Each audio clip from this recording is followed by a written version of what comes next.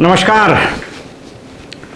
Gangs of सचिवालय की अगली कड़ी में आपका स्वागत है। मैंने एक बार बताया था कि सरकारों में लूट तो चलती रहती है, लेकिन बिहार में लूट का जो सिलसिला आज़ादी के कुछ वर्षों के बाद से ही शुरू हो गया, तो बहुत पीछे न जाकर के आपको बताते चलें कि लालू यादव के लूट और नीतीश कुमार के समय में सचिवालय की लूट में एक अंतर था।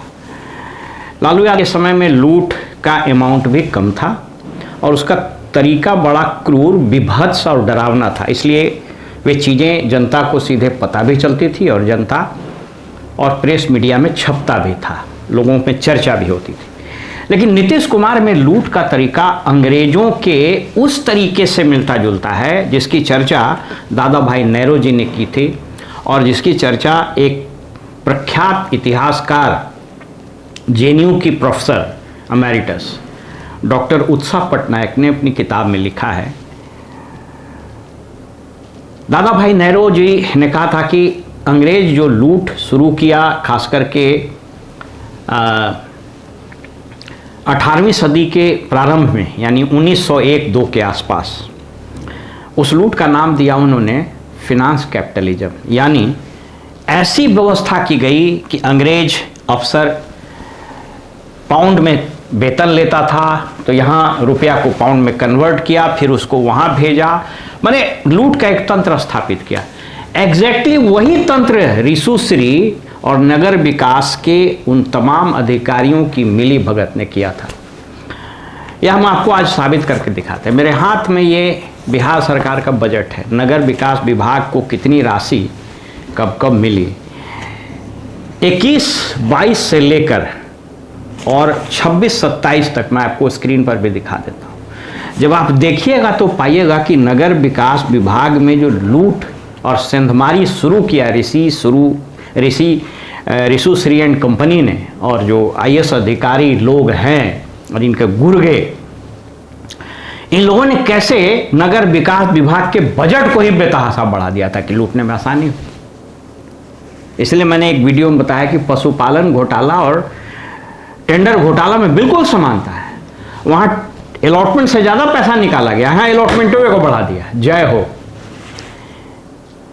21-22 में नगर विकास विभाग को 3,952 करोड़ थे बजट में प्रावधान स्कीम का। 22-23 में ये बढ़ गए 4,055 करोड़। 23-24 में भी उतना ही रहा, 4,055 करोड़। लेकिन उसके बाद जब खेल ज़्यादा तेज हुआ, जब ज़्यादा रन बनने लगा क्रिकेट की तरह, तो फिर 24-25 में यह बढ़ करके 6,066 करोड़, यानी सीधे लगभग 2,000 करोड़ बढ़ गया। ठीक पशुपालन घोटाला में ऐसा ही हुआ था। पहले 2 लाख, 10 लाख, 15 लाख ज़्यादा निकाला, नहीं पकड़ाया तो फिर 2 करोड़ निकालने लगा, फिर जब नहीं पकड़ाया तो 40 करोड़ निकालने लगा, फिर नहीं पकड़ाया तो 70 करोड़, 100 करोड़ निकालने लगा। अंततः गतवाई 950 करोड़ तक चला गया। तो 24-25 में जब ये 6,066 करोड़ था, यह 25-26 में बढ़ करके हो गया 6400 करोड़, यानी 6,400 करोड़ जंप मारा। और ये लूट जब नीतीश कुमार जी अंतिम बार बने तो ये बढ़ करके 9,493, यानी लगभग 9,500 करोड़, 9,500 करोड़ चला गया, जो पूरे बजट के स्कीम मद का लगभग 8% था। बजट के आंकड़े चीख चीख कर बुला रहे हैं, बता रहे हैं, चिल्ला रहे हैं, कहानी कर रहे हैं कि रिसुश्री की जो टेंडर घोटाले की कहानी थी, इसमें कैसे विभाग का प्रधान सचिव, अपर मुख्य सचिव सहित अन्य अधिकारी लोग शामिल थे। और खेल और मजेदार तब हुआ कि साहब ये सब पैसा बढ़ाया जाए मनमानी ढंग से, तो अपने अधिकारी को फाइनेंस डिपार्टमेंट में बना दिया जाए प्रधान सचिव। वो प्रधान सचिव बन गया तो सैया भय कोतवाल, अब डर काहे का, स्कीम भी हम ही भेज रहे हैं, पैसा भी हम ही बढ़ा रहे हैं। यानी नाजिर भी हम ही हैं, नजारत भी हम ही हैं, जज भी हम ही हैं, प्रोसिक्यूटर भी हम ही हैं। इसीलिए मैंने कहा कि टेंडर घोटाला का जब तक सीबीआई और ईडी की जांच इंटीग्रेटेड रूप में हाईकोर्ट से मॉनिटर्ड जांच नहीं होगी, इसमें किसी को कुछ नहीं होगा। क्योंकि यह लूट का तरीका इतना सोफिस्टिकेटेड, इतना टेक्निकल है कि आम आदमी को तो समझे में नहीं आएगा। प्रेस मीडिया वाले को तो बेचारे को हवे नहीं लग रहा है कि इतना इतना के किताब पढ़े जा रहे भाई, और पढ़ भी लीजिएगा तो क्या खाक समझ में आएगा। इसलिए आप सबको हम एक एक चीज निकाल करके बारी बारी से बता रहे हैं।